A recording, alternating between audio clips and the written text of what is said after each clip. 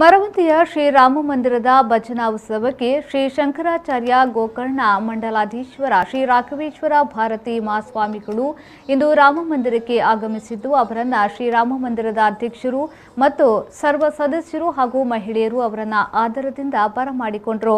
ಸ್ವಾಮೀಜಿಗಳು ಶ್ರೀರಾಮನ ಭಕ್ತರಿಗೆ ಆಶೀರ್ವಚನವನ್ನ ನೀಡಿದರು.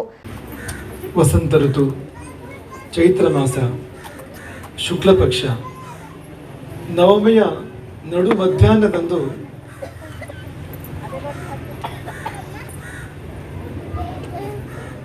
ಅಯೋಧ್ಯೆಯಲ್ಲಿ ಆವಿರ್ಭವಿಸಿದ ಆ ಮಹಾ ತೇಜಸ್ಸು,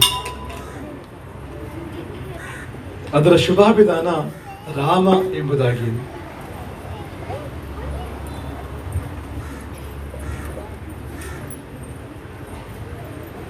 ಆ ತೇಜಸ್ಸು ಬಂದಾಗ ಈ ದೇಶದ, ಈ ಲೋಕದ ಕತ್ತಲೆ ಕಳೆಯಿತು.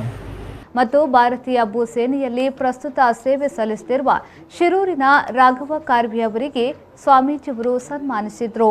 ಶ್ರೀರಾಮ ಮಂದಿರದ ಅಧ್ಯಕ್ಷರಾದ ವಾಸುದೇವ ಕಾರ್ವಿ, ಮಾರ್ಕೆಟ್ ಸಮಿತಿ ಅಧ್ಯಕ್ಷರಾದ ಶಂಕರ್ ಎಂ ಮತ್ತು ಊರಿನ ಮುಖಂಡರು ಉಪಸ್ಥಿತರಿದ್ದರು. ರವಿರಾಜ್, ವಿ4 ನ್ಯೂಸ್, ಪೈಂಟೂರು.